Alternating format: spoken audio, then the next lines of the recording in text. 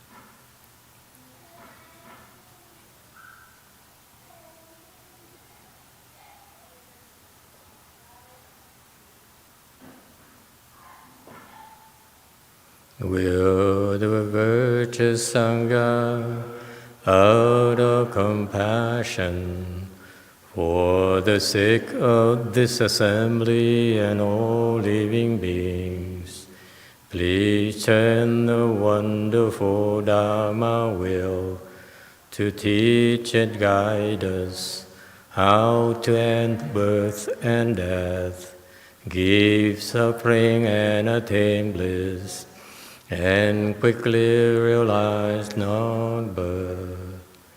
Cung kính đại đức tặng thịnh, vì thứ pháp hội cấp nhớ thiết chúng sanh, thịnh chuyên diệu pháp luân giao đạo ngã mùng, như há liêu sanh thoát tư ly khổ đắc lạc, tốt chứng vô sanh. Homage to the Blessed Noble and Perfectly Enlightened One. Nam mô Saranto Suchedo Ye Alahadi Samyao Samputo Xie.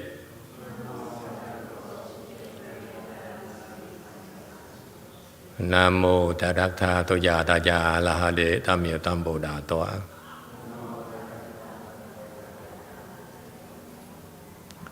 The unsurpassed, profound, subtle, and wonderful Dharma in 100,000 million aeons is difficult to encounter. Now that I'm able to see and hear, I will receive and maintain it. I vow to fathom and thus come one's true and actual principles. Wu shang sheng she wei miao fa bai jian wan jie nan zao yu wo jin jian wen de shou zhi yuan jie ru lai zhe shi yi. All Buddhas and Bodhisattvas, Venerable Sixth Patriarch, Venerable Hsuan Hua, Venerable Dafong people, and all good known advisors of Emitofuo. Chư Phật Bồ Tát, kính thưa lục tổ, ở thượng kim thoa ký thầy cô và quý vị trí thực. Chư Phật菩萨六祖师父上人，各位出家人，各位善知识阿弥陀佛。Today is the 2nd of August, 2020. We are coming to you from Weí Yǎng Temple in Rosemead, California. We are continuing to discuss the Sixth Patriarch Sutra. One first comment is that we observing my late Chinese teacher's Dharma of doing the Dharma request. Just one comment is that you see the Chinese music, the Chinese melody is so adorned, much more so than any other language. It shows you the depth of their teachings. Even the melody is so much better than any other dharmas I know of, whether it's Pali, whether it's Japanese, whether it's Vietnamese, whatever. It's so rich and so adorned. This morning we did the Bu Men Pin, the Universal Door chapter. You see how wonderful the music was, the melody was. It's just so Chinese. It's a fantastically rich and profound Mahayana tradition. This is why even though we're in the U.S., we Americans pick and choose what's best. We're not stuck on in English or whatever. Okay, we really are not American. We are a mixed bag. So the ones who are stuck with American English or Vietnamese or Chinese really are not Mahayana. So our Mahayana, we pick and choose whatever is good and we like. So I love the Chinese ceremonies. That's why our ceremonies are still in Chinese. All right, we are currently on slide 440 of chapter 7, Sixth Patriarch Sutra. Now, let me see where we are. So the Master certified Huái Ràng, Venerable Huái Ràng, as enlightened already. That's where we left off the last time, right? You are thus, I am thus too. Okay? Venerable Huái Ràng, for your information, is a very, very big shot. He's the 7th Patriarch. And he later fathered the MǎZǔ DàoYī, one of the most eminent monks of the Chinese Chan tradition. Okay, I rank the 6th Patriarch is among the Buddhas, and and that's why we have something called Sixth Patriarch Sutra. So he's in a class by himself among the Buddhas. But for the patriarchs, MǎZǔ DàoYī is also a humongous personality, and his equal, his contemporary, is Shu. Okay, so these two monks. So you see, the 6th Patriarch, Venerable Hui Neng, have two 7th Patriarchs. One is Xing Sư, and the other is Huái Ràng. Okay, so Xing Sư then certified Venerable Shu.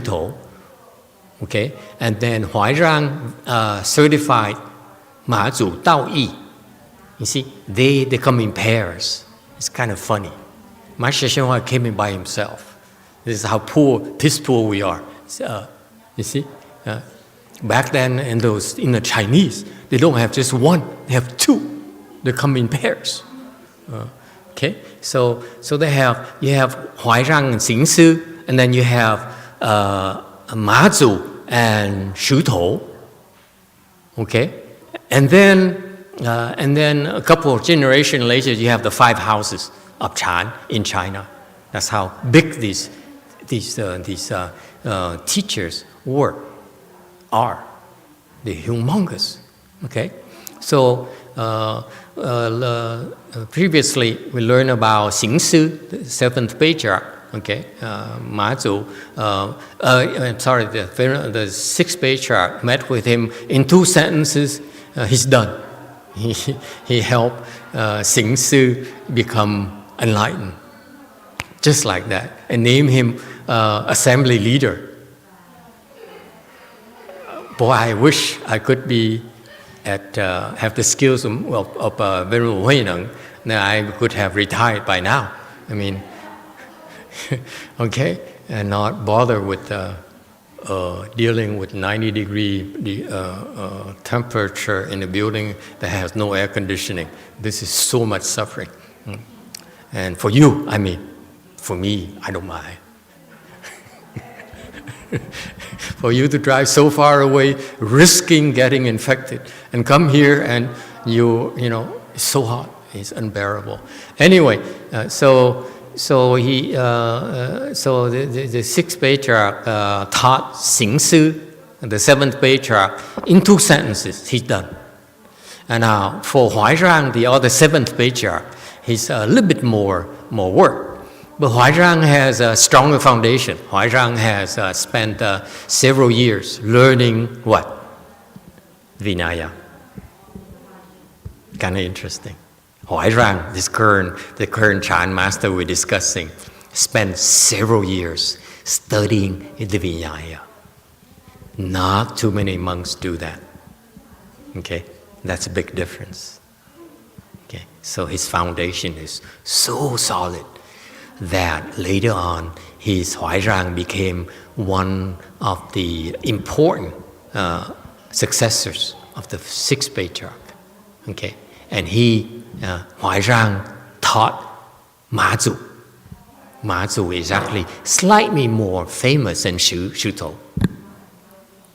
So that's why you see HuáiRàng is in my humble opinion, slightly better than Xingsi as a system, as a patriarch. That's why MǎZǔ chose to study from under him.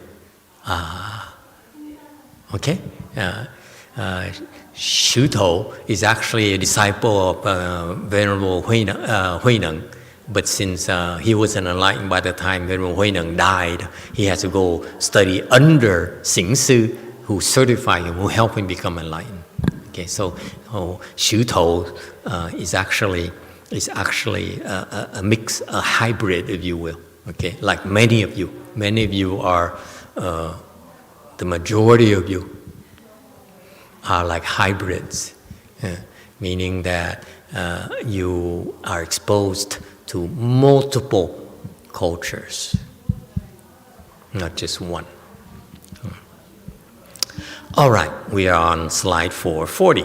So it is fantastic that we are learning about this great teacher and see how he trained these great patriarchs in our Chan tradition. Okay, sutra text. In the West, Prajñātara predicted a colt would run from under your feet. That's MǎZǔ. Trampling and killing people under heaven. You should keep that in mind, but do not speak of it too soon. 西方般若多罗乘，汝足下出一马驹，踏杀天下人，应在汝心，不须诉说。 Yeah, I think her Chinese pronunciation is slightly better than mine. We should keep it up. Commentary. The 27th Patriarch from India. This is the Patriarch before Venerable Bodhidharma. So he came. You see, Dharma propagation is a very, it's a huge undertaking for the Patriarch. So they prepare for many generations. So before Bodhidharma came, the 28th Patriarch is Bodhidharma. He's Indian, he's an Indian prince. He came from India to China to bring Mahayana to China.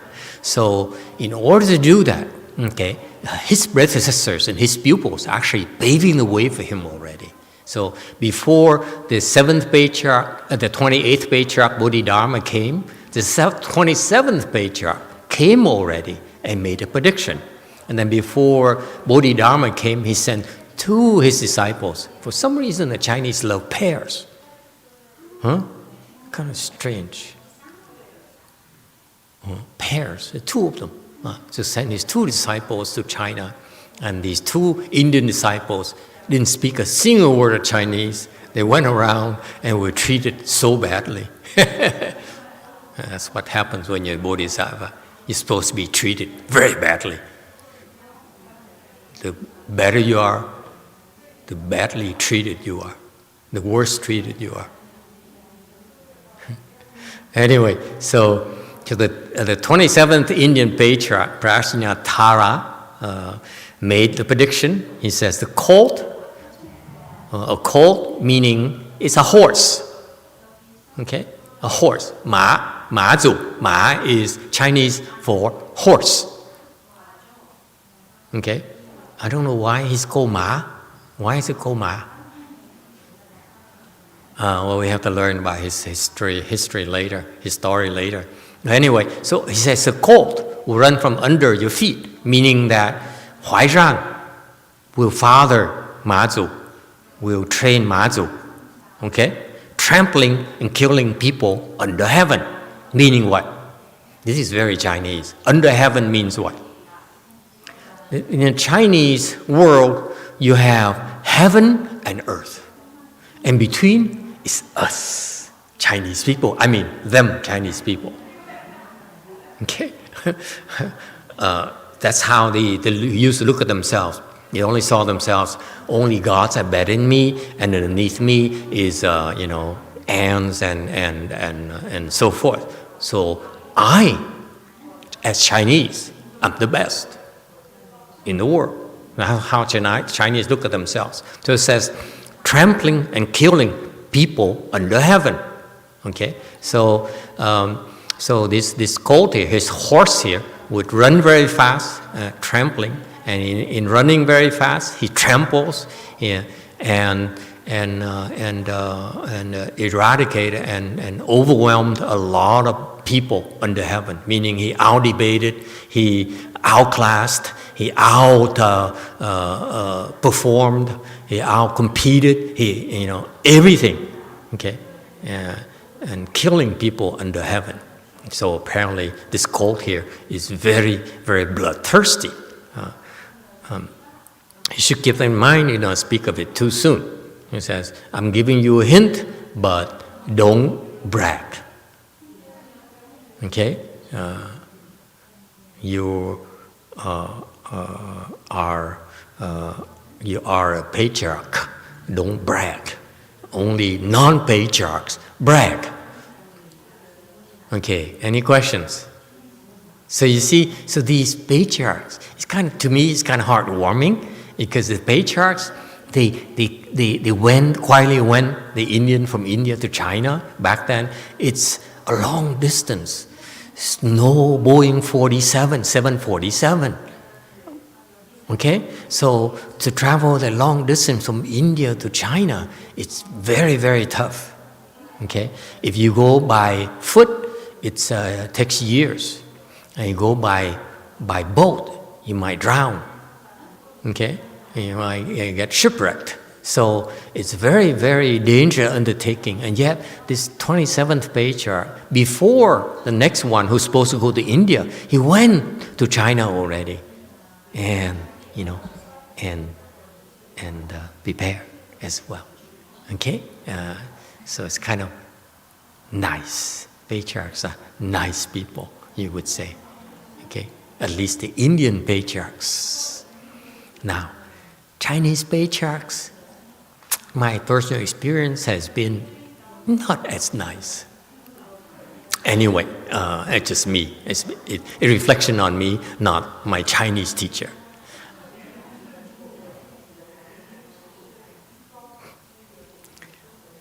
(442) Huái Ràng certainly understood. Accordingly, he waited upon the Master for 15 years, daily penetrating more deeply into the profound and mysterious. 让豁然契会，遂执事左右15载，日臻玄奥。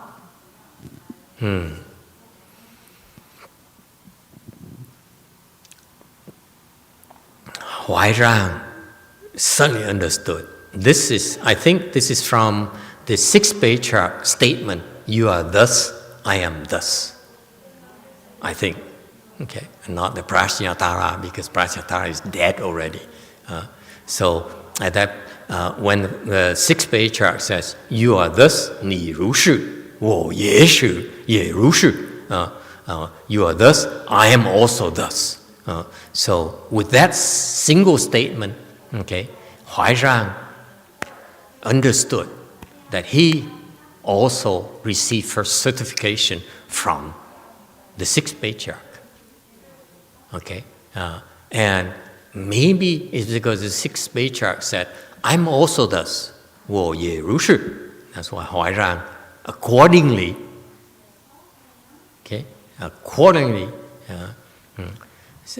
随之, so he accorded with the circumstances. Okay, he waited upon the Master for 15 years. This is extremely important, okay, to the Chinese. So for 15 years he learned from the Sixth Patriarch every single day. Okay, it's tremendous blessings. Because someone asked this morning, what if you ask something from the Bodhisattva, do you blessings? And now this person, this seventh patriarch, is not asking for anything, but he's serving. the Bodhisattvas for 15 years. It's incredible amount of blessings. You think, look at it that way. Okay? Yeah. So, and then not only that, and that's what you newcomers, especially if you go, because our training program has a Chinese origin. So as you come to the temple, you come to our environment, half of what you're supposed to pick up is from observing others. Only when you're too stupid, I mean so dense, don't mean stupid, you're so dense, I have to pick you aside and say, don't be like that. And you see how that the other person sits? How the other person walks? You see how they adjust their sash when they sit down? Can you notice that? We have to tell you every single thing? You cannot even tell it's more adorned?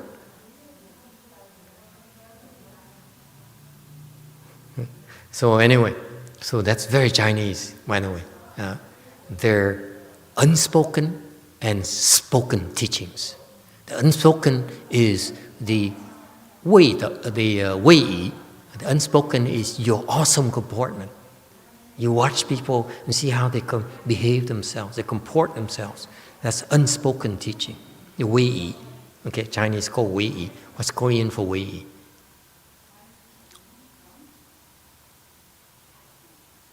Sangbook. What's Wei Yī? Wei Yī. There you go. Wei Yī. Vietnamese Wei Yī. They're all similar. These Asian languages, very similar. They steal from each other. Anyway, so you, and this is so contrary to the Caucasian, Western culture, where you walk into the temple and say, "Here I am, serve me, I'm important." Yes? Whereas in a Chinese system, you walk in the temple and you say, "Ooh, I better watch and see how am I going to disappear." That's very Chinese. So that no one notices me. That's very Chinese. Okay? And you don't get noticed because you do the same thing as everyone else. You never stand out. And that's an unspoken teaching, which I struggled with when I first joined my master's temple.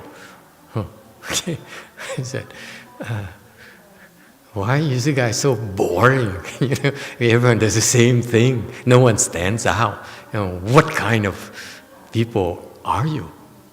Don't you have any personality? Okay.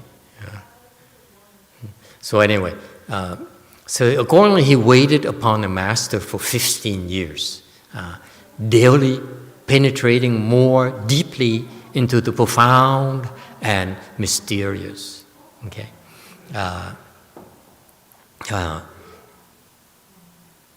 the Mahayana teaching is very profound and mysterious. Okay, if you really understand, reach a decent level of Mahayana, you will find it extremely profound and extremely mysterious. Of course, you don't find profound and mysterious, right? I rest my case. Okay, so this is I don't know whether the Sixth Patriarch proclaimed that, but the person who recorded the sutra, Venerable Phá Hải, the Changmeng Phá Hải, wrote down that he deeply penetrating deeply into the profound mysterious. I don't know whether this is his judgment, but I feel, if you ask me for my guess, I would feel that it's the Sixth Patriarch who told Phá Hải, He said, you see, I know you don't get it, Phá Hải, but this guy served him 15 years, and he every day he got deeper and deeper into my teaching. Okay? That's probably came from the Sixth Patriarch, not from Phá Hải, because Phá Hải is a little bit lower level than Huái Ràng, in my humble opinion. Okay? Yeah. That's called active listening. You need to see, how does he know this is Phá Hải who wrote down this thing? So how does he know? How can you understand? How can he use the word profound and mysterious? That came to my mind right away. How is it possible he could qualify it as profound and mysterious? Okay, so it's got to be coming from the Venerable Sixth Patriarch. Okay, anyway, it's just my being picky. 444, triple sutra text. He later went to Nanyue, where he spread the Chan school. The title Chan Master DàoYī was bestowed upon him posthumously. 后往南岳大禅禅宗，赤世大慧禅师。So after serving Master Huái Ràng, we are on 445. After serving Master Huái Ràng for 15 years, he went to Nanyue. I think it's the name of a mountain. Yes or no? It's the name of a mountain, Nanyue, and stopped at Wan Yin platform, whatever it means, and it's the name of a place, and propagated the Chan Dharma master expensively. So he's a great, great Chan master himself. Okay.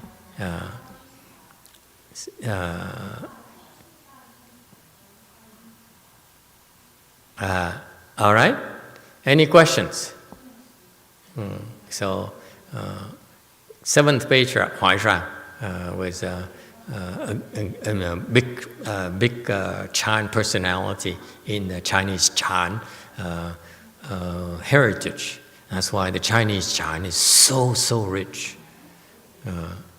Okay, and I hope that in the future, for Mahayana to really prosper in this country, we need a lot more of the localized people to become great Chan masters like the Chinese.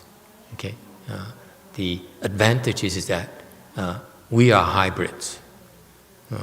They're authentic Chinese, if you will. Okay, 446 commentary about Dharma Master Huái Ràng.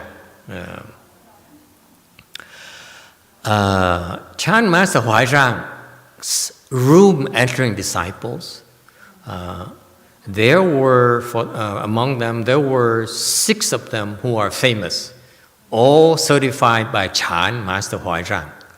Okay, so the 7th Patriarch Huái Ràng have room entering disciples, meaning these students require special attention from Master Huái Ràng. Here's why they call room entering disciples.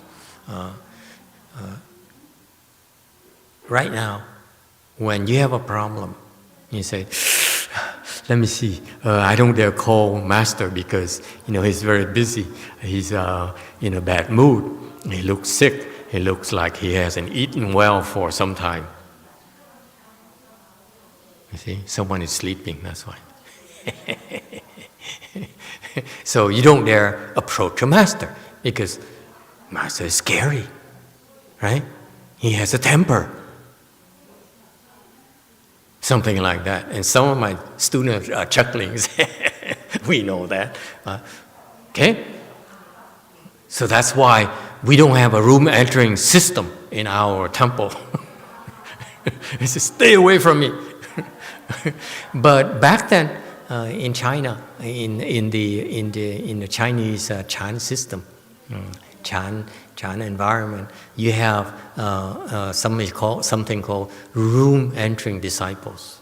Okay, meaning that they are at the point in the training where they feel that they can approach the master anytime.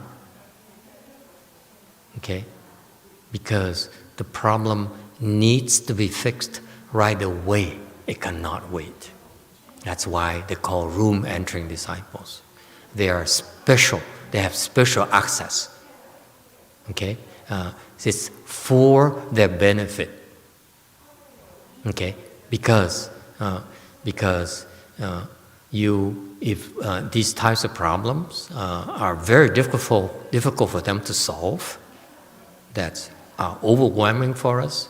And typically, my own disciples, they have their problem is not as overwhelming as Master HuáiRàng disciples' problems, of course. But I notice my disciples, when they have a problem, because we don't have room entering disciples, room entering system, so when they have a problem, they say, I can't take this, I'm running away, because this is too much. Okay, because Master doesn't care.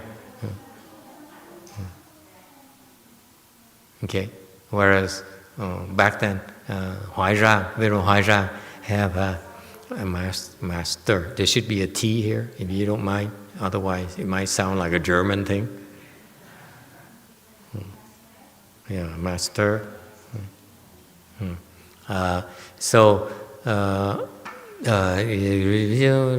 六人接受大怀让禅师的印格. Okay. So they're all certified by Chan Master Huái Ràng. Okay. Next, 447. This is, if you're interested in Chan, you need to know these things. Okay. It's very important. Why? Because you know these names, meaning that eventually you'll be in the future, you get a chance to learn about their teachings. Okay. So that you don't get distracted or influenced by the lesser teachers. Okay, because right now for you, all Chan masters are the same, right? Whoever is available, you learn. But actually, in the Chan practices, we're very selective. We don't just read anything at all, or anyone's teaching at all. We usually only read because it's a name that is recommended by our good know advisors. Why is that?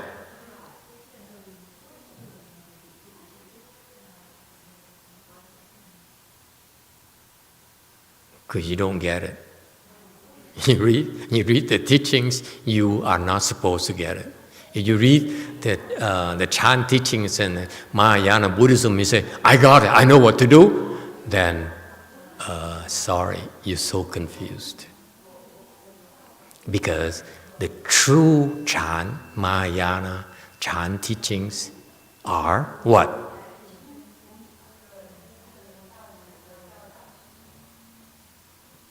Profound and mysterious.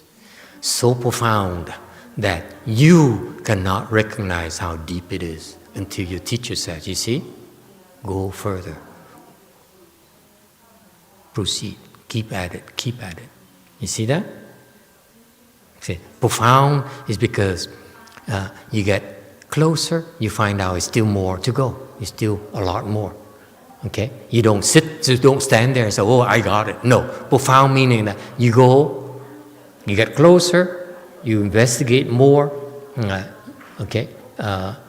Then you realize, Jesus, still a lot more. We keep getting forward. And you realize that it's still so much more you have to learn.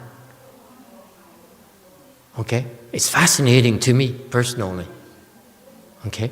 And mysterious. It's mysterious. Mysterious. Out here is one characteristic is out. In Chinese means what?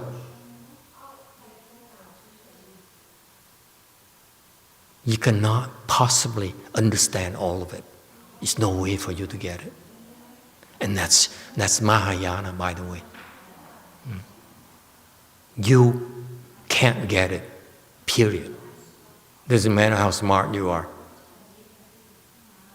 Doesn't matter how much you learn. Doesn't matter how strong you are, how advanced you are. It's still, still mysterious. There's lots of things you still don't get. That's why, naturally, what happens? As you have your wisdom unfolds, Mahayana wisdom unfolds, you become naturally more, what?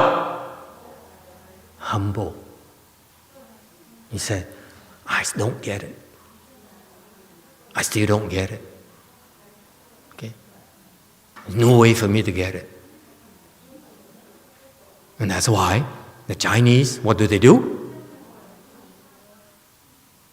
They become room-entering disciples of a great Chan master so that they can go and get the answer. That's very Chinese. Okay? And we need to have that in our country if we want Mahayana to get deeper and broader. All right?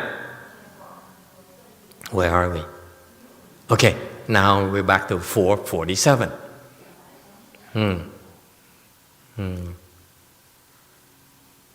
Among them, MǎZǔ DàoYī's gate and courtyard is most flourishing. So he's the most famous of his 6 disciples. Okay, 最胜, 门庭, 最胜. Now, this is a Chinese for gate and courtyard, 最胜, flourishing. I don't know what is meant by, this is old Chinese where back then they have different kinds of gates, not like the kind we have here.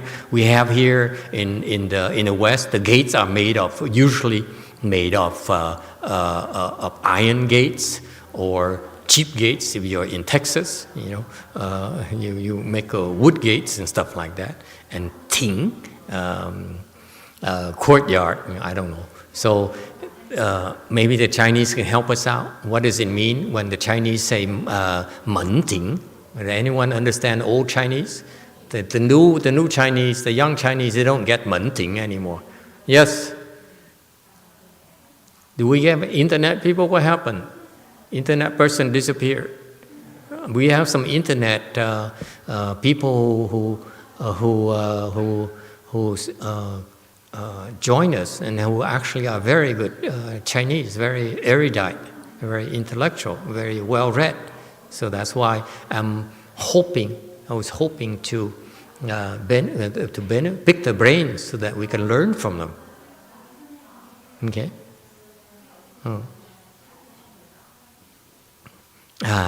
So anyway, so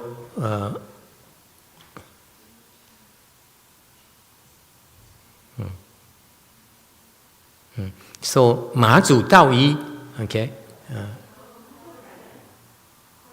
Korea, yes, Korea. Yeah, of course, Koreans understand Chinese too. And they're more, they specialize more in the older Chinese, not the simplified Chinese. Simplified Chinese, like stripping off your heritage to me. Don't do that. Learn the old Chinese. If you want to learn Buddhism, Taoism, it has to be old Chinese, not simplified Chinese. Yes. Go ahead, Korean. Master, when you go to traditional style temple, usually they have a big gate, like the 10,000 Buddhas. Temple has a big gate in front. Yeah, It's the same gate. Right, Sanguan, right? The three entrances. Yes. Yeah, it's the gate is like that, and then usually when you go to temple, you have different buildings, and there's like a big ground. Okay. Is it what it is? Okay, that's a man. Okay, very good. That's a man. What about tíng? usually the many buildings in the temple, and there are big ground. Like there are buildings around, and then there's a big ground where people can gather. But why is it flourishing? Sheng. 最盛. Why is it flourishing?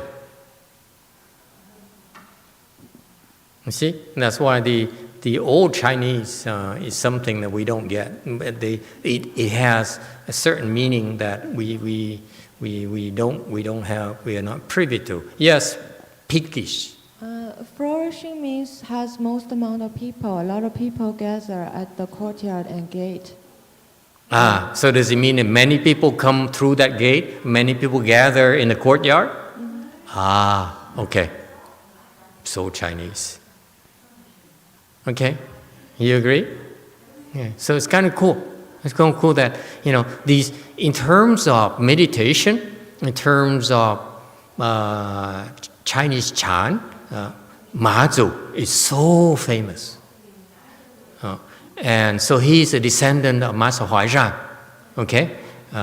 And so why is he famous? Because unlike the Sixth Patriarch in Buddhism, your contribution, you judge by your contribution. Okay? So number one contribution is your teachings. Agree? Your teachings. Your teachings is because it shows the depth and breadth of your understanding of Mahayana. So far, so good? Okay, so it's your ability to penetrate the teachings, the Buddhist teachings. That's why it manifests in your explanation in sutras, in the shastras you write, and you author, right? So that's number one to me. I mean, this is my humble opinion. It's simply that you need to have.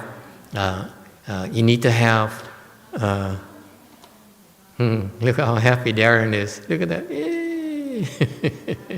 Hello. Does he speak English or Chinese or Korean? A little bit of everything. Oh, there you go. Okay, so you have this teacher who leaves behind these teachings, like the Sixth Patriarch. You see that? His teaching is so advanced that it's classified as a sutra, the same level as the Buddha's teaching. Got that? The only patriarch whose teaching is considered at the same level as the Buddha's teaching. That's how big his teaching was. One sutra. Okay? So first you judge by the teachings, your explanations, your dharma, the dharma you explain.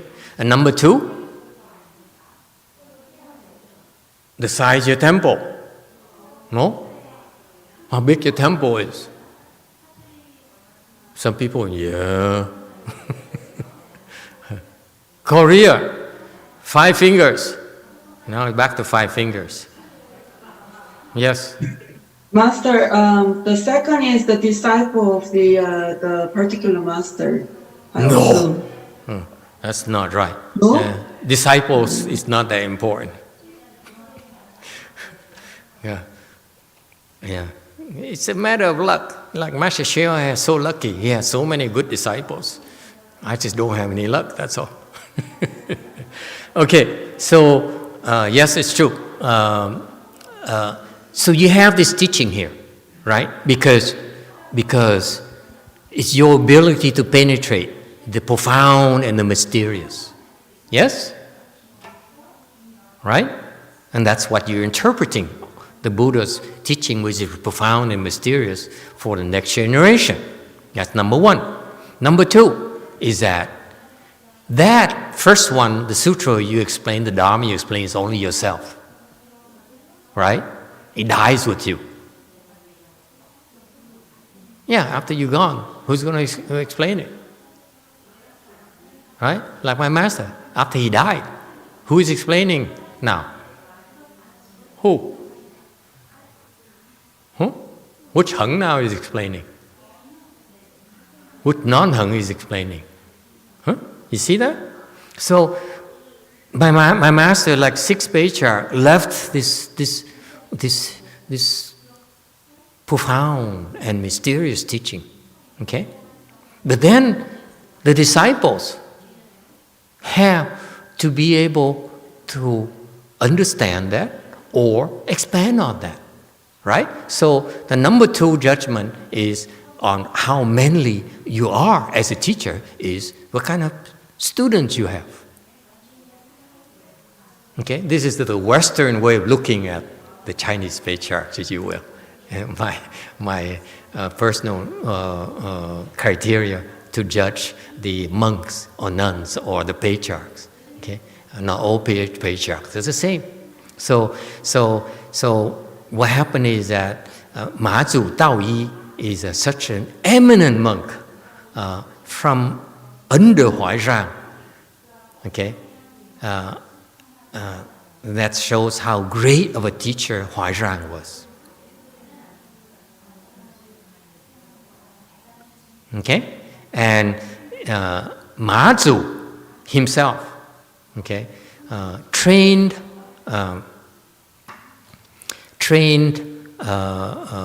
Bai Zhang, and then the next MǎZǔ's disciple is Bai Zhang. Okay, these are very big names, by the way, and you should feel happy. I cannot use a commercial word. Happy that you hear these important names, because it plants the seeds for you to have an affinity with these great teachers. So after MǎZǔ, you have Bai Zhang, okay, who is what? Bai Zhang is famous for what? Anyone knows? He's the founder of the Chinese Chan monasteries. He's the one who invented, who authored a paper on how to organize a Chan monastery. He's the first one ever to do that. So the reason that the Chinese Chan monasteries thrived in China after him, because they follow his system. Okay. So for example, I'll give you something that we are very fortunate and should be very grateful to him, is, for example, everything is free. Sounds familiar? Oh God, you guys are boring and so ungrateful. Everything is free. Right? You don't have, unlike Venerable Sangwuk's temple, you don't walk in, you have to pay $10 to sit down. Okay? Here, you can walk in and you walk out and no one pays attention to you anyway.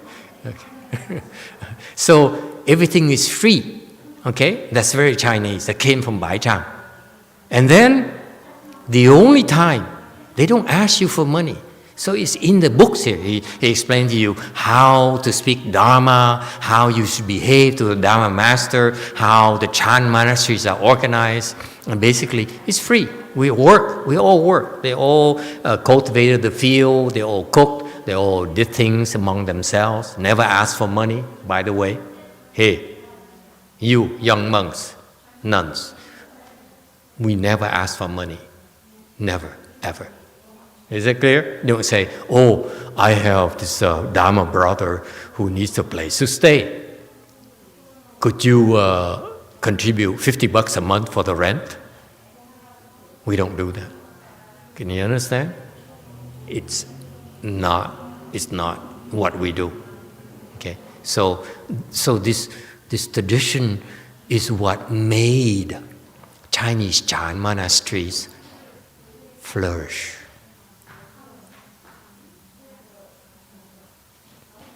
Okay, it's all thanks to Bai Zhang. And then the only time that when you came, you said, okay, Master, I need to do a ceremony for my deceased mother. Okay? Then Bai Zhang says, okay, when that happens, this is the formula. Incense stick is 5 pennies. Long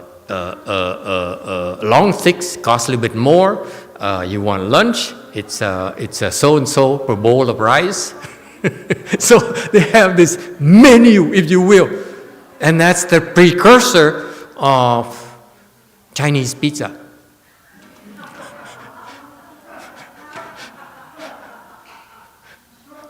Now you go to Chinese pizzeria, you say everything, right? See, breadsticks, okay, is so much. It costs how much for breadsticks? And Neapolitan pizza is so much, and then regular pizza is so much. Pan pizza a little bit thicker, so it costs a little bit more dough, so you have to pay a little bit more, that kind of thing. So this came from Bai Zhang.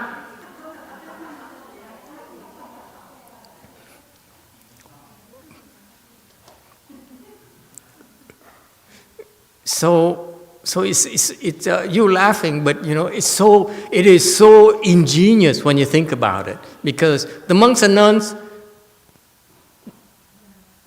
they just cultivate it, they just meditate it, they just work around the temple. They don't worry about it until someone comes and say, you know, I need a service, and that's when they have a formula to charge for those services.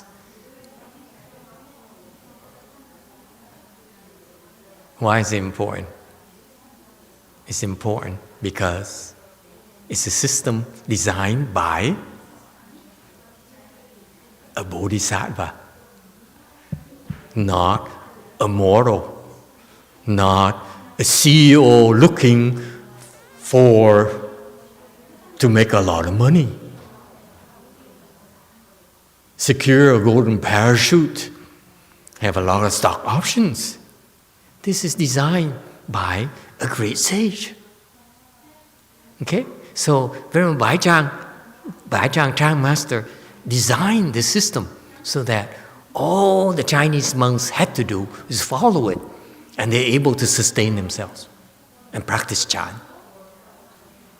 And work for centuries until 20th century. No longer worked. So my master had to take off. Okay? So, and he brought that system here to the US. See? Everything free.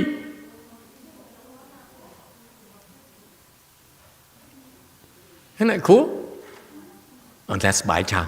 We should be so grateful to Chan Master Bai Zhang, which is a disciple of MǎZǔ, direct disciple of MǎZǔ, who is the direct disciple of HuáiRàng, who is the direct disciple of Huái Ràng, Venerable Huái Ràng.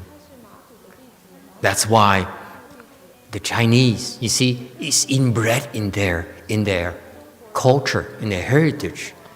You look at where you came from. People look at where you came from, you know. And that's why now the descendants of Master Xū Yún are so important. They're flag bearers of Mahayana. Okay? I hope they live up to it. But the point here is that this lineage, this tíng.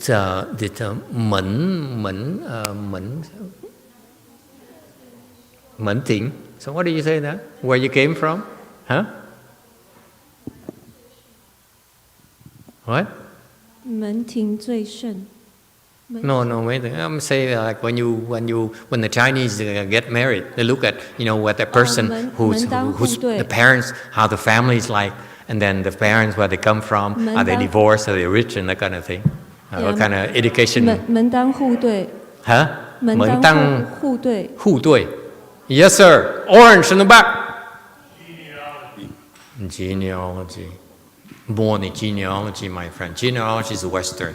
The Asians are a lot more demanding. They look at it's not so much genealogy, but what the parents or the ancestors, what they accomplish. Yes. Green. We have a word called lineage. Lineage? Lineage. That's what- Chinese.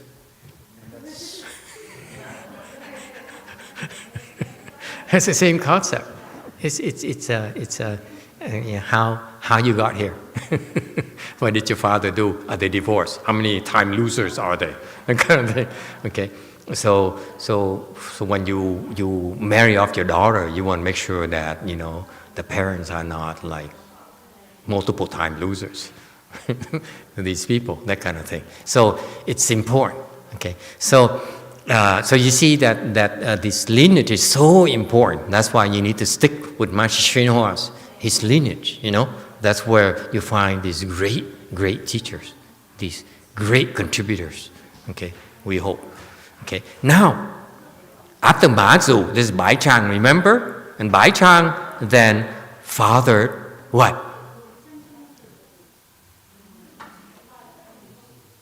Huh? Can you guess?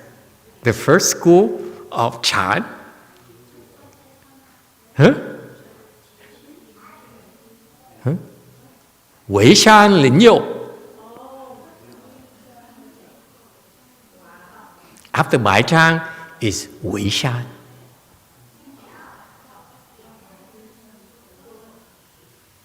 Okay?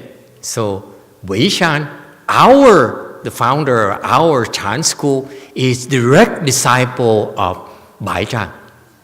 Now how big he was. Okay? And so you have MǎZǔ here, you have Bai Zhang here, then you have Ling You here, then you also have Huangbo, and then under Huangbo is Lin Zi, which is the other Chan school.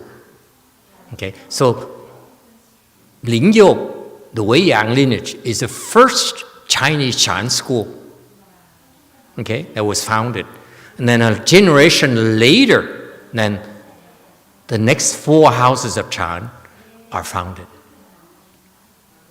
So in a way, that Weí Yǎng lineage is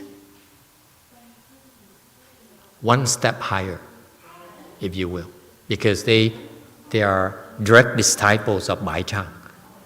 And Lin Jì is under a disciple Huangbo. Huangbo and Bai Zhang are very, very good. But you see, so you see the difference in the generations. So only in our lineage, we are the first Chan house in China, and then later, because a lot of Master Wei Shan and Yang teachings are not well understood. That's why I had to found Lin Jì and Cao Dong and Fa Yin and Yun Men, the other schools, okay,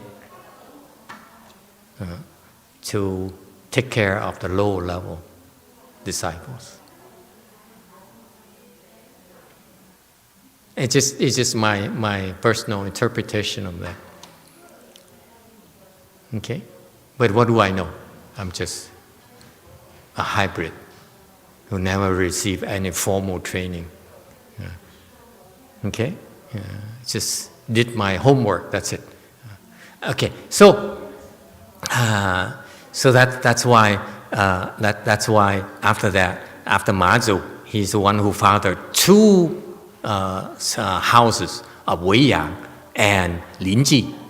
And later on, Wei Yang got in trouble. He couldn't find anyone worthy to understand the Wei Yǎng training. So, because Wei Yang and Lin Jì is similar, so the Wei Yang then was integrated into Lin Jì. So Wei Yang was discontinued for a long time, until Master Xū Yún came and was recognized as a Weí Yǎng Patriarch, who then certified Master Xūan Hua as a Weí Yǎng Patriarch. Okay, so that's a brief history for you of the 5 Chinese Chan schools. And these houses are important because this is where our Chan Dharma came from. Okay, and we are a proud student of the Weí Yǎng way of training. Okay? Yeah. And that now and after a while I understand. I later on figure out why. I asked the question when I first learned about this Chan school. I said, why Venerable Xū Yún, who is low level than Master Xūan Hua? Okay, that's a fact, in my humble opinion. Master Xū Yún is a Chan master of all the 5 Chinese schools, right? And he only certified Master Xūan Hua as a Weí Yǎng Patriarch. Why? He could have simply certified Master Xūan Hua as Patriarchs of all 5 schools. Yes? Trust me, boys and girls. Okay? If Xū Yún is here, and Master Xūan Hua is here, actually a lot higher, I can't reach it. Up there, okay? If Xū Yún is a 5 Chan school patriarch, you think Master Xūan Hua is not? He says, why don't you take care of the other 4 houses and leave me alone? Right? I mean, don't bother me. Take care of them. Okay, take care of these low-level people. So for a long time, I asked myself, why was that? Because the Chinese, they don't talk about these things. I'm sharing you what I discovered over the years. So I sat there and I watched Master Xūan Hua, listen to his teaching, watch his disciples, watch the videos, read their teachings, listen to their teachings, heard rumors from people who say, oh, Master, this section is very great of the Sixth Patriarch Sutra, is great. I listen to, okay. So all these I have, because I have this curiosity. Why is it only Weí Yǎng Patriarch, not the other 4 houses, right? And why is it he's higher, and yet this lower person only recognizes him as a Weí Yǎng lineage? Okay, it's because I finally decided, like I couldn't figure it out. Finally decided Weí Yǎng includes the other 4 houses. Remember Bai Zhang here, and when you have Weí Yǎng here, Ling You, and then Huang Bo then Father Lin Zi, and then low level here you have the other 3 houses as well. Okay, right? So that's why Weí Yǎng has all these trainings, but they didn't understand.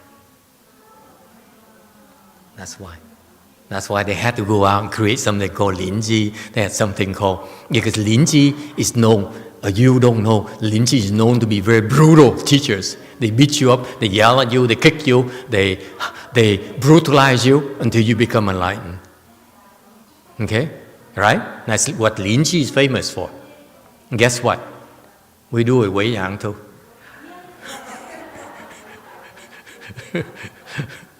We do a lot worse than they know how to. Trust me. Yeah.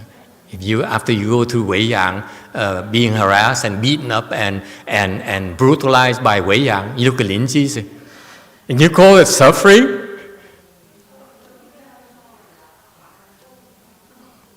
Okay? Anyway, it's just my humble opinion. All right?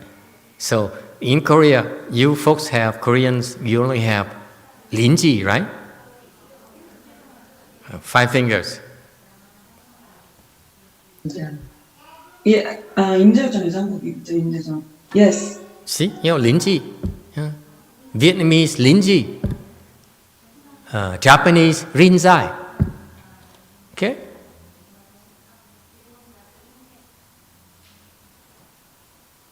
All right?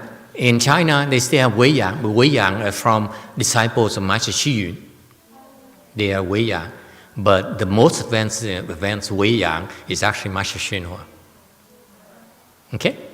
Anyway, So far, so good. So you see, now you understand the hierarchy of these schools, and that's why Wei Yǎng had to merge into Lin Jì and went to Korea, went to Vietnam, went to Japan, so forth, because their disciples didn't get it anymore.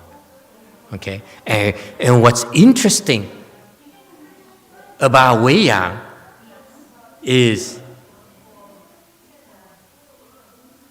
the way they train their people. That's why they Wei Yǎng. Wei Yǎng has a way of training people that is so advanced that the other schools don't have. What's the difference? I never went to the Lin Zi and the other schools, but the Wei Yǎng. Can I share you a secret here? Wei Yǎng school. Is it okay to talk like this, sir, or am I wasting your time? You want to learn about the sutra, you want to hear about the gossiping here? Huh? Is that okay? Well, if you don't feel like it.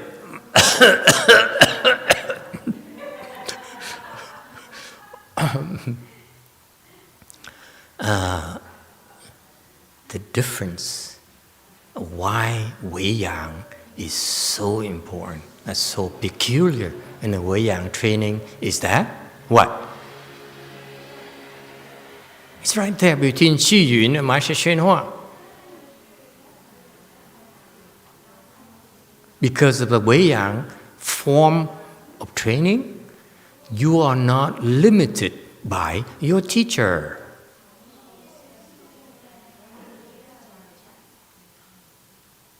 Lin Zi, remember? Lin Zi. It's the way your teacher beats you and kicks you and yells at you and curses at you that helps you become enlightened, right? So you need that to become enlightened. Yes? So your enlightenment is dependent on how well your teacher beats you up, how well your teacher abuses you. Right? Wei Yǎng training, you don't need the teacher to beat up at you. That's why you're not limited by him. Yeah, cool? And that's why Master Xūan Hua has to be Wei Yǎng, because he's not limited by Master Xū Yún. To recognize him as Sao Tông and Yun Men and all those, the other four schools, is underrating him. Is that clear? Oh, well, I'm boring you to death. Oh, well. Shall we go back to something profound and five fingers? All you have to do is five fingers. I recognize the five fingers right away where it came from. Five fingers. Master, is there any reason why Master MǎZǔ was more popular than his master? Master who is more popular? MǎZǔ. The MǎZǔ was more popular than the HuáiRàng. Why is he more popular? Yeah. I haven't thought about that yet. Can you give me a few years to think about it, please? Why you ask questions so hard? Well, into you, maybe because Master Wei Shan is not looking to be famous.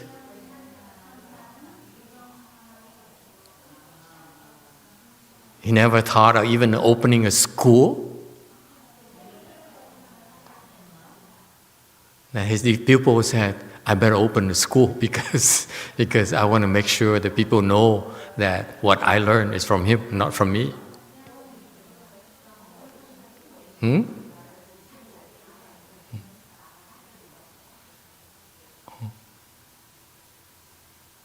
Okay, so lots of reasons. I don't know why, but it doesn't matter. It's we remember five fingers.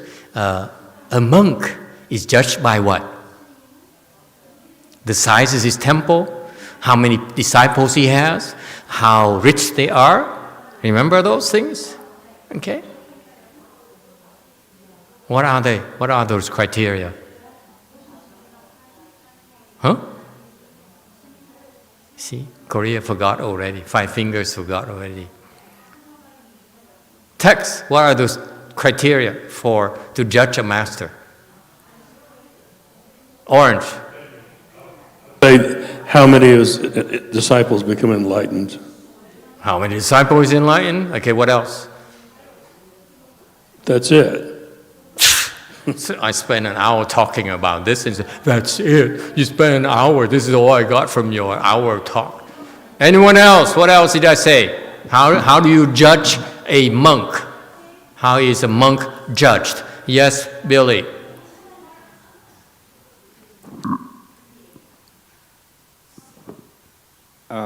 Little bit mean to the disciple, and they ran away. The what?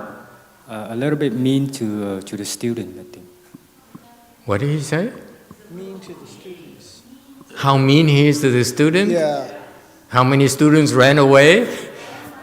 Something wrong with this guy. Anyone else? Someone is paying attention. The rest of you have been sleeping. His teachings. Thank you, thank you, You're welcome. thank you. Venerable You should Master. come to the temple more often. You guys can go, It doesn't matter anymore. Of course, number one, the depth of his understanding. Yes? Number two, how skillful he is at transferring that knowledge to the next generation. It's your responsibility, yes? To pass on to the next generation, your best. Yes? That's how you judge the monks.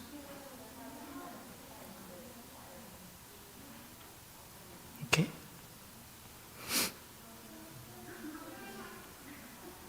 I have neither. My disciples, they're all sleeping when I speak Dharma. Okay, next. 448. But it's okay. I'm used to it. Last 15 years. Master Huái Ràng stayed with Sixth Patriarch 15 years. He got so much. I spent 15 years teaching my pupils. None of them is room entering.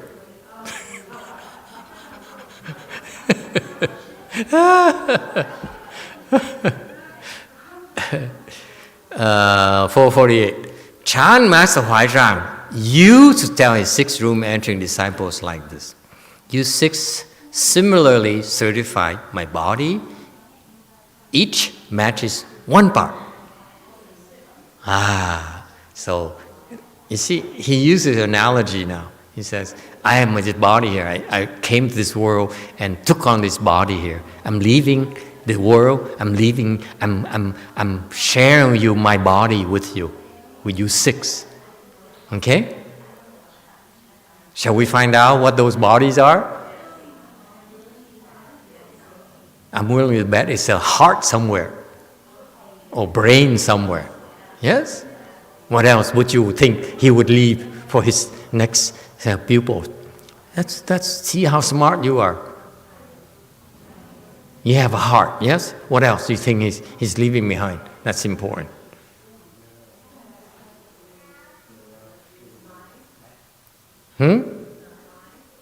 Heart, mind, same thing. You so American. Yes. What else? What?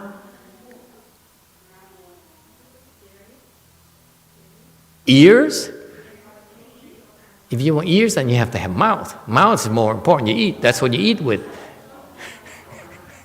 Never mind. I give up. You guys are just keep at it. Keep at it. 449. 1 attained my eyebrow. See, the Chinese are very vain. My eyebrows. It's so Chinese. Can you imagine us to say, I'm leaving my eyebrow to my children? The children says, no, Dad. There's something nowadays. Is something called tattoos. We all get tattooed. You guys are boring. Yes. My eyebrow, good at comportment. That's 常好. Okay, here the 无美善位移. Okay, 常照, 常好. Okay, so one of his disciples is 常好, Chan Master 常好, and he's very strong and Wei Yī, and the Chinese Wei Yī is eyebrow.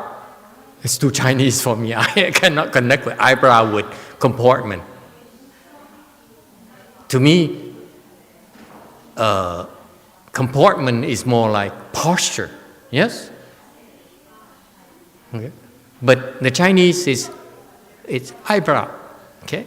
One attained my eyes, good at looking around. So 智达, okay? So he has the eyes. Okay. Of course, you could guess eyes would be a good guess. I would have never guessed eyebrow. There's no way. It's just too Chinese. My eyes. Okay? 智达, 一人得无眼. One attained my eyes. Good to listen. My ears, not eyes. This is terrible. My ears, sorry. One attained my ears. Good at listening to the principle. That's 坦然. Okay?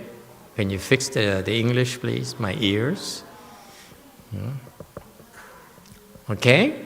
So far, so good. That's 3. There's 3 more. 450. One attained my nose.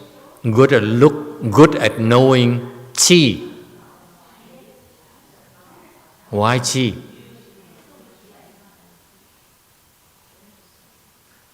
Chinese people, why qi is so important? No one gets it anymore. Even the Chinese don't get it anymore. Okay? One attained my tongue, good at discussing. That's 言俊. Okay? One attained my mind, good in the past and present. That's 道一. That's MǎZǔ. Okay? So clearly the mind is the most important one. Yes? MǎZǔ is probably the most famous of them all. Okay? So that's what the mind is foremost. Yes, Pink. So the 知气 is probably to smell the smell, the 气味. The 气味. The nose. Yeah, the nose. Mm-hmm. And later, this Sheng Zhao here, this monk, this Chinese monk here, moved to Europe and settled in where? France. And they invented the nose.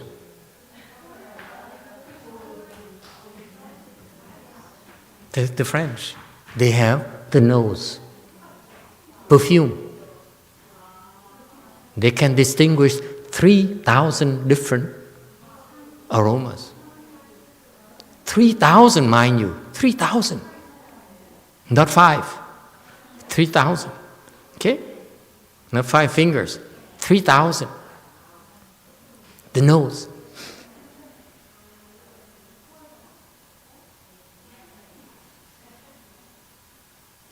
So probably that's from the Chinese. I'm willing to bet. Any other questions? So all these room entering disciples have their own specialty. Okay? Yeah. 451. And enjoined, all Dharma are all produced from the mind. When the mind has no production, the Dharma has no dwelling. If you arrive at mind ground, all doing has no obstruction. If not meeting with superior roots, you should exercise caution with words. So he's giving them instructions, all these 6 room entering disciples. He says, You may be good at your ears, you may be good at your nose, you may plan to move to Europe, but you have to remember, all Dharma, okay, all the Mahayana Dharma is produced from the mind, okay? But this mind here is a mind that has no production. That is why the Dharma it produces had no dwelling. This is not something you can understand, by the way. Okay, it's for the sixth room entering disciples. It's okay. Don't beat up on yourself. It's perfectly normal not to get it. And don't tell me I get it, because you don't. You can't. Just listen. That's part of learning a Dharma, is to listen to plant the seeds. You plant the seeds first. Don't worry about it bearing fruits and have a tree and something that's down the road. It's going to happen. Nothing to worry about. Even Catholics who plant Buddhist seeds will eventually have Buddhist trees.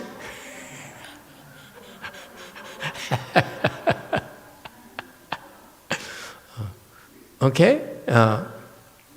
So don't worry. So everything produced from the mind. The mind is the mind. This mind here, the mind that you have, all six you have, is a mind that has no production. What does no production mean? This mind here, your mind, doesn't even say, I got it, I understand. Okay? Unlike you. Listen to Dharma and say, I got it! That's a mind of production. I understand now! That's a mind of production.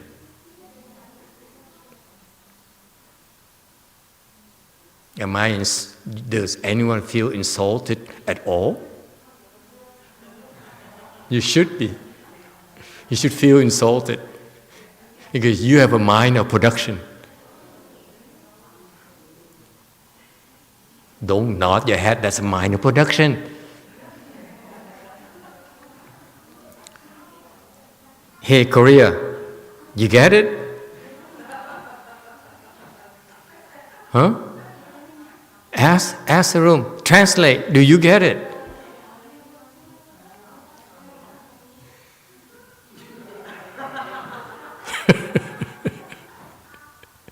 It's a trick question. They're too smart. No one is answering. Okay. Because when you have a mind of production, the Dharma you're learning has no dwelling. Don't even try to understand it. Even right in the background, all doing has no obstruction. When for these enlightened beings, everything they do has no obstructions. That's what it means. You believe that? You say, how come enlightened people are so poor? That's obstruction, isn't it? How can you do things? You don't have money. And the question is, who wants to do things? You're enlightened, you don't need to do things anymore. That's why there's no obstructions. You inferior people, if not meeting with superior roots, okay, this is his instructions. If you meet with people who cannot absorb, that's superior roots. You can tell superiors, what are superiors? The roots, the people who can understand Mahayana. They're not turned off at Mahayana. Okay? They're not afraid of Mahayana. They don't run away when you tell them things they don't get. They keep on coming back and say, I like it, I like it. Can I ask you a question? I said, okay. Because that's superior roots. As long as you don't run away, you are superior roots. That's my definition of superiors. So go away. Except for you can come back. Okay. The rest of you, go away. You're not listening anymore. I'm wasting my time talking to you. Anyway, so when not meeting with people who can understand, who has the ability to understand, okay? You should be cautious, be careful, okay, when you talk to them. That's all he says. That's the wise words from a great Chinese master. Okay, those of you who are thinking of becoming monks or nuns, we're not discriminatory,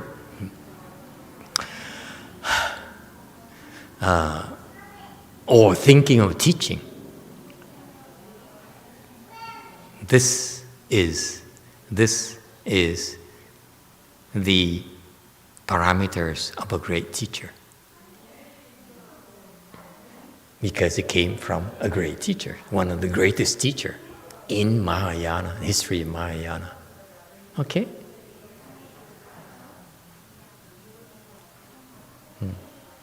Today is very quiet, you know, like internet. Well, I don't know what he's talking about. Does it mean I have superior roots or inferior roots? Usually, internet says, I disagree with you. Oh. But now, they're so impressed with my story about Wei Yǎng and the 4 schools of Chan, because I assure you, even the Chinese don't know that. It's not written anywhere. That's why you look at the Chinese Chan masters, Chinese Chan or Korean Chan teachers or meditation teachers. They cannot tell the difference why these houses are different, Lin Jì is different, Wei Yang different, and they think it's they have their own interpretation. Okay? But it's because it's not written anywhere at all. If you ask Master Xūan Hua disciple, you know about the Wei Yǎng school and so forth? He said, my master never told me, so I don't know.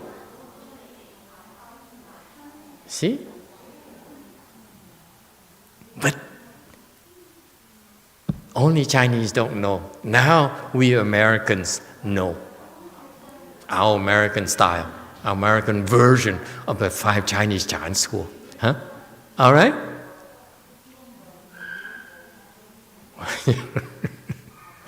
I know it's hard on you. Some of you say, oh, I don't know how much longer do I put up with this? Another 27 minutes. That's the answer. Sutra text. I hate it when people is called to use the word dhyana master. Chan is not dhyana, Jesus. Dhyana is Sanskrit, I think. Chan is Chinese. I'm favoring Chinese because I don't know Sanskrit for a simple reason. It's from ignorance. Anyway, Dhyana Master Xuen Jie of YongHua, who is, this is the next teacher, the next disciple of Master Hsuan. Shall we go or should we stop here? It's too hot.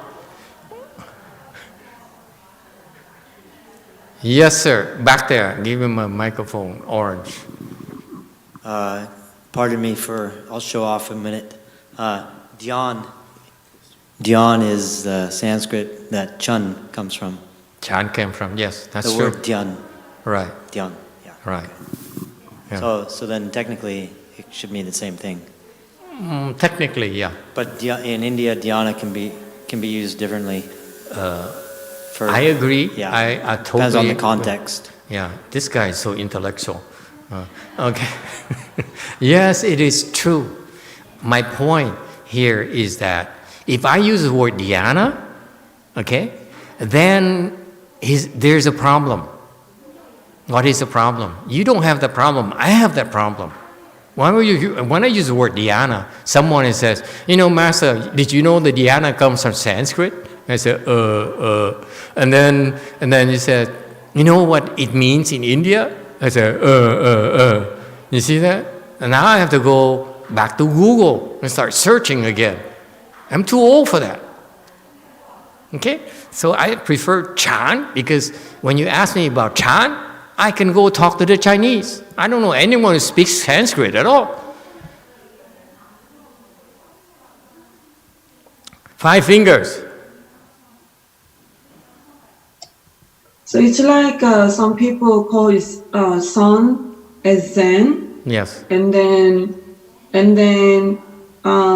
like for me, when people say Zen for sun, and I think of Japanese Buddhism, so it's confusing. Sort of Right, thing. right.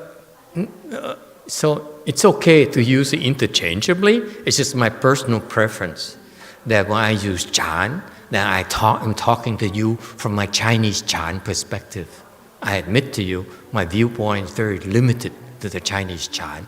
So when I use dhyana, now I'm exposing myself to people who's going to say, some Catholics going to say, excuse me, Master, what's this dhyana thing here? I say, I don't know. Okay, you see that? So it's self-defense mechanism, if you will. Right. And you need to be careful, because this is the West where this day and age people ask for references. And I cannot use Sanskrit references because I don't understand them. So I prefer not to use the word dhyana, if you will. Just my personal preference, that's all. Okay? But these people, they understand Sanskrit. They learn Sanskrit. They have a PhD in Sanskrit.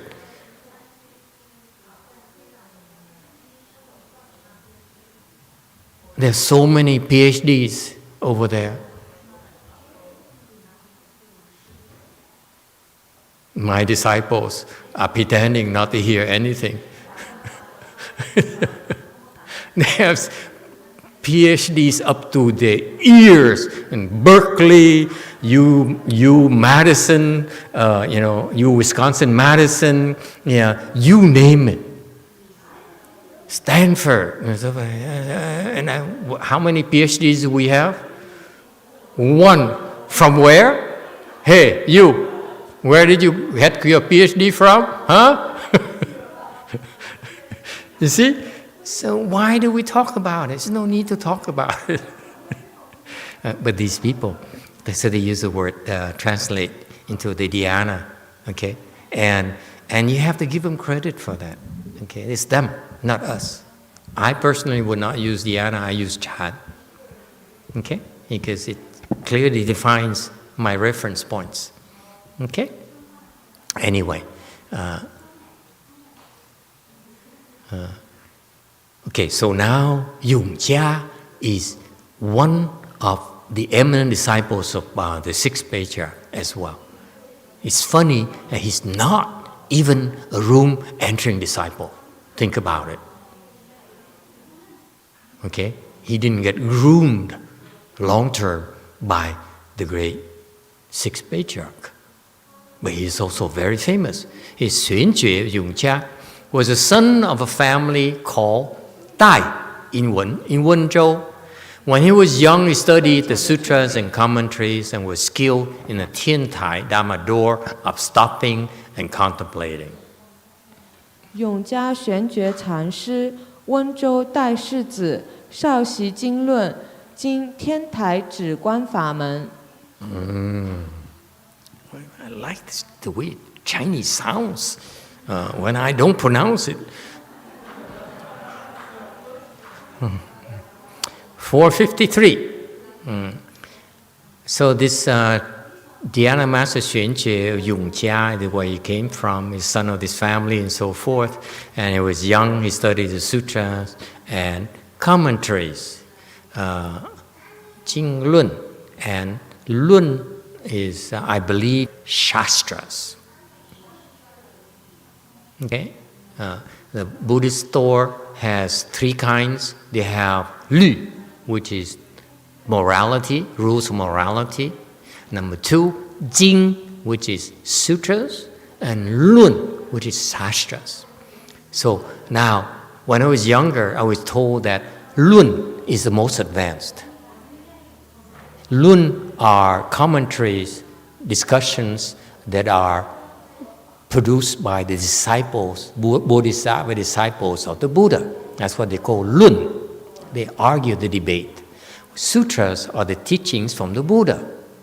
And Vinaya is his teachings about rules of morality. Of course, only he don't understand. Of course, his Bodhisattvas cannot understand fully.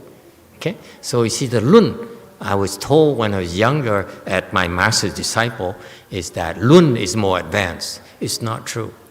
Sutra is more advanced because of the teacher. Right? I mean, the Buddha, how can a Bodhisattva expect to understand more about Buddhism, have a much deeper understanding than the Buddha? That's not possible. Right? So anyway, this should be Shastras, not commentaries. Okay? Can we change it to Shastras, please? Okay, I don't care what the other side, these PhD people think. I don't care. Okay? Let me stick to my small world. So when he was very erudite, YongHua is very erudite, and he was young, and he left the home life with brother and nephew. And you can tell there, okay, that the family, 门当户对, that's in a Chinese system, but this is when you see that these people are privileged. They are superior people. Okay? They're born to superior families. Okay? And the superior people hang out, hang together, and they go together, and they gather, and they do great things. Okay? So he became a monk, the brother became a monk, and also his nephew became a monk. Look at that. Isn't that cool? These people have tremendous blessing. With skill in the Tian Tai Dharma door of stopping and contemplating. First of all, Tian Tai is a school of study of sutras. Yes? Okay? The very erudite, they study the Buddhist teachings, particular sutras, they're very advanced. However, if you study whether Buddhist sutras or a PhD or masters, whatever, okay, or the boys' school, I talked about boys' school last Friday in San Jose a couple nights ago. They also teach a lot of stuff, some Buddhist stuff as well. But they fail to teach what? Meditation. All right? If you want to penetrate the depth of any field of study, you need samadhi. You need concentration. All right?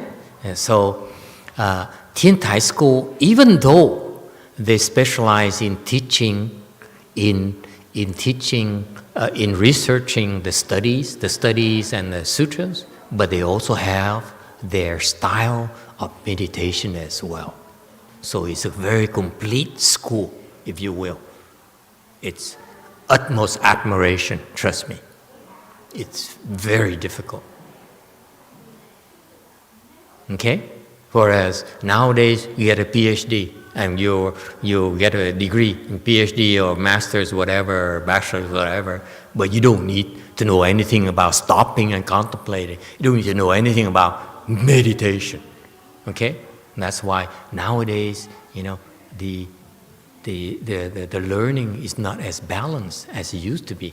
So we cannot achieve the depths or the heights, whatever you want to call it. Depth is lower, height is going up. Okay, depth is going down.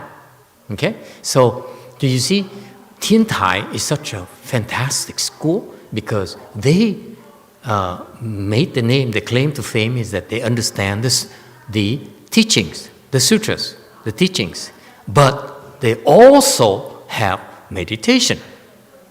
Okay, and their practice of meditation is called stopping and contemplating. Guan, Zhi Guan.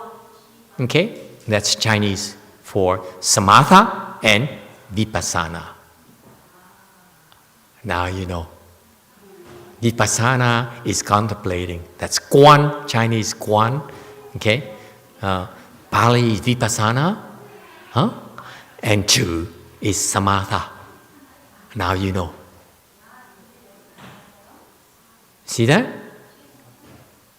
Any questions? So they understand the principles of meditation, And they specialize in training people in meditation through stopping and contemplating. Okay, they wrote a lot of sastras and a lot of information on how to do that. Okay, so you can tell that Xuan Jie was very erudite, very well read, and very balanced. Okay. Master Hui Neng's disciples are really eminent. They're outstanding individuals. And yet, they still have to come to him. After specializing in Tian Tai, specializing in their meditation, okay, they still have to come to him. Yes, internet. Master, Men Dang Hu Dui is for couples. Yeah. Jane is suggesting Chu Shen Men Di. Chu Shen Men Di, there you go. Okay, never mind. Okay, that's very, thank you very much. Okay. Chu Shen Men Di. Okay, there you go. Very good, thank you. See, these people, they're so biased towards marriages.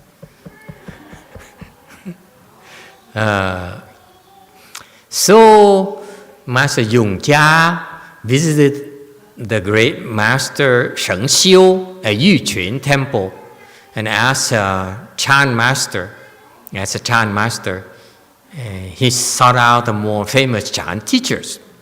See, remember I talked about yesterday, the essence of Chinese Chan, of Mahayana meditation is to seek out a wise teacher.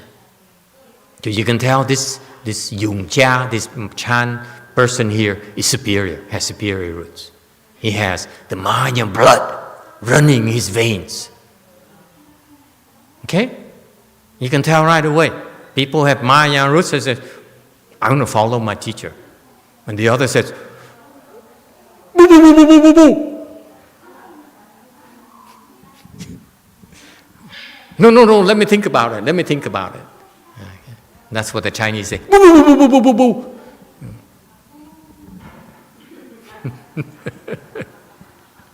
So if your Dharma name has boo in it, you are inferior roots.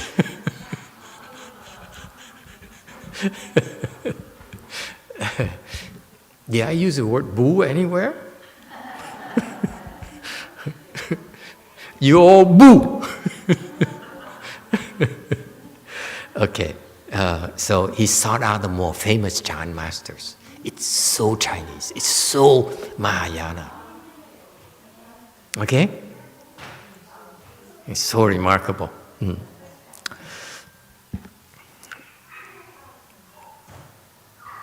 So, anyone would like to change your Dharma name to Boo? Boo? I don't care. Anyone. Just for today only, I will make a special exception this afternoon during the refuge ceremony. I change your name to Boo. You don't even have to be here. Boo, boo, boo, boo, boo. Sutra text 455. I have 10 more minutes. Upon reading the Vimalakirti Sutra, he understood the mind ground. One day he happened to meet the master's disciple Xun Zhe and had a pleasant talk. 因看《维摩经》发明心地，偶师弟子玄策相访，与其聚谈。Okay. Let's go to 456. Vimalakirti is a very famous sutra that's very popular with lay people. Because in that sutra, the Manjushri Bodhisattva made fun of all the eminent monks, disciples of Shakyamuni Buddha. So the lay people read that sutra and said, if you lead the home life after you devote your life to study under the Buddha and you still are no better than a lay person, what's the point? Okay? So Master Xū Yún refused to print that sutra. Okay, so upon reading Vimalakirti Sutra, she understood the Buddha mind ground. What does it mean? Mind ground.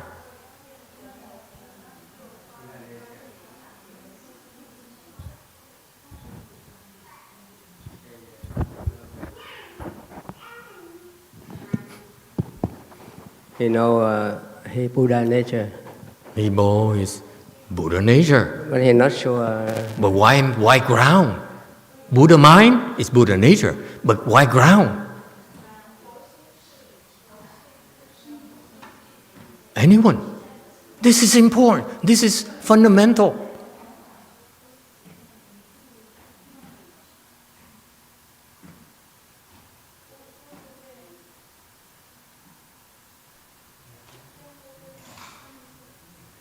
San Jose finally is awake. Why mind ground? You hear this a lot in Mahayana, okay? And it's too bad. It really bothered the heck out of me. Mind ground everywhere. And I asked my master's disciples, what is mind ground? They said, My master never explained it. I said, why didn't you ask? Yes. What's mind ground? And now I have to ask myself, because you won't ask the question. Yes. Speak. I understand the ground meaning that you can take everything, all the good, the bad, and the ugly. Good, bad, and ugly sounds like Clint Eastwood movie. You can tell what this guy does in his spare time. Watch movies. Okay, 5 fingers. Who's tired? Usually 5 fingers like this. Today, it's like this. 땅에 무엇을 심느냐에 따라서 좋은 것이 나옵니다. So Venerable Soju says, because depending on what you plant on the ground, you have a different harvest. Have you noticed what happens, the strange thing about Korea? I just noticed now. What's going on in Korea? Can you notice something that's kind of strange? Huh? Sang-wook, what's different in Korea right now? Huh? Huh? Jung-in Sunim, what's strange in Korea right now? Look at the screen. What's different?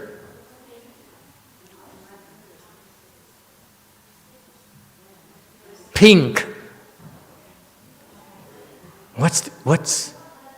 Have you noticed anything that's different? I have 10 minutes, that's why I don't want to go any further into this slide. That's why I'm just wasting time. What's so unusual about Korea right now? 서주 스님이 살이 많이 빠지셨는데요. What are you saying in Korean? What? Black. Saju Snim lost a lot of weight. Speak for yourself. You lost at least 20 pounds. Oh, by the way, we don't feed our monks and nuns at all here. 1 meal a day. And we eat very fast. Is that true? She lost some weight?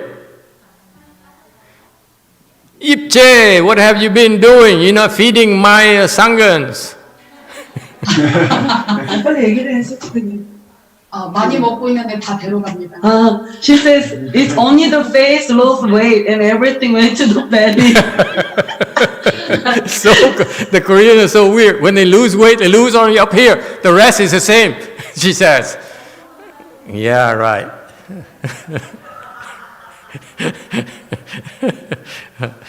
No! We don't look at people's body. Chongyin, we don't look at women's body or face. You know, in a Chinese system, let me tell you, you go in the Chinese system, you can talk to a nun for 10 years, you still don't know how they look like. You can recognize their voice because they always, you always look like this and never look at the face. Anyway, no! What is unusual about this picture here? Huh? Huh? What's unusual? Huh? Orange. Huh? People there. The people there. Very good. Jeez. Go back where you come from. Very nice. So discriminatory. I hear that in my entire life, you know that? He said, go back where you came from. They tell me that all the time. So now, go back where you come from. Very nice. What's special here?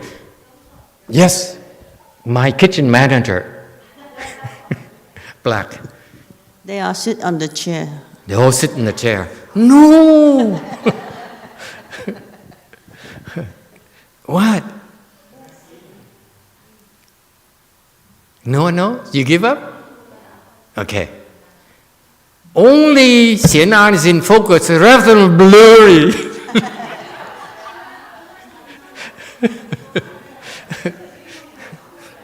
Usually, I would focus on the numbers in the back because they are bhikshus, bhikshunis. But no, somehow the camera chooses to focus on a shamini, and the bigger shots are out of focus.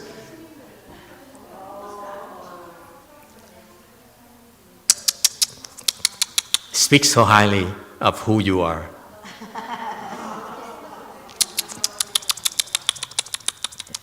See that? You should focus on the back, where the bhikshus are, the bhikshunis are, not on yourself. She doesn't get it. She says, no, focus on myself. And I thought for a while, I've been doing this, has been happening for a while. I thought, gee, you know, these classes, in case you haven't noticed, they kind of know. You know? I thought I'd go intellectual for a change. It hasn't worked. No one noticed any difference. They still fall asleep. But anyway, it's funny because I had these classes like 6 months ago. I don't dare wear them because I didn't want people to notice Master is so vain, he's going to get a nice pair of glasses. But after a while, I couldn't wait anymore, so I started wearing them the last couple of months. And I realized that now I need new glasses. They're out of focus. I couldn't read this morning the Puman Pin booklet. So I had to go use my spiritual power. So,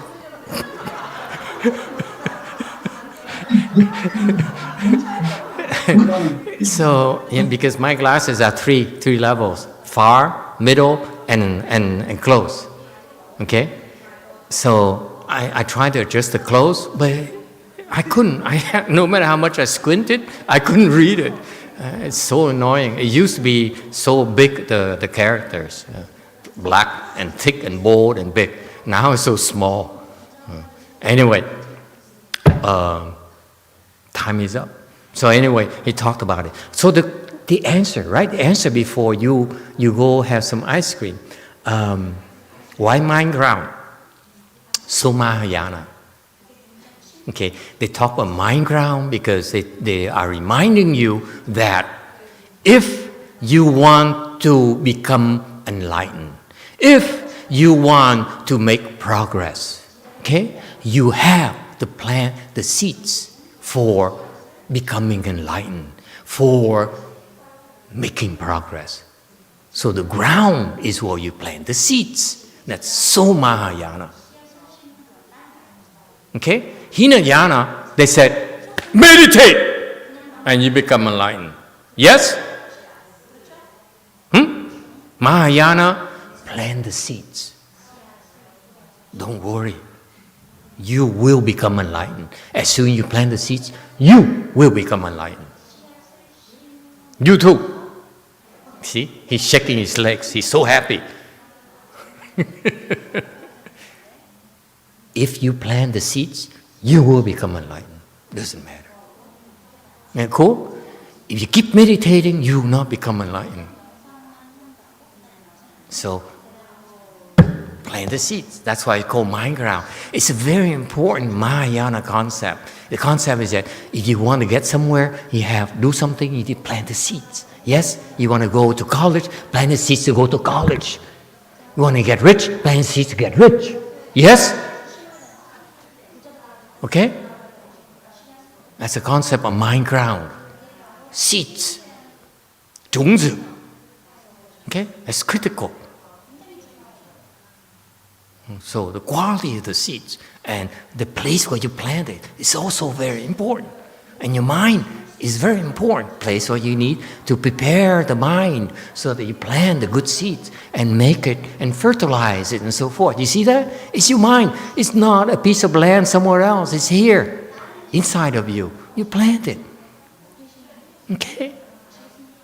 And may I say something before we end today?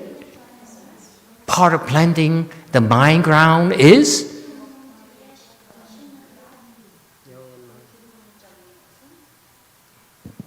hard work. It's not supposed to be comfortable. If you're comfortable, you're not doing a good job. You're not working hard enough. Okay? The planting is labor intensive. It's very tiring. Any of you has been a farmer? Sir? No? Never been to a farm? Me neither. Have you heard of any farmer who can take it easy and say, I'm at my thrill? Huh? They all work their butts off since 3 or 4 in the morning until sundown. Yes? You're supposed to suffer. If you're not suffering, you're not working hard enough. See how profound Chinese Buddhism is? It says mind ground. Everyone says, yeah, I know mind ground. What's the big deal? They have all these hidden connotations that unless you are an experienced farmer, you wouldn't know. Okay? Thank you. Hallelujah. Okay, next time is 4:57.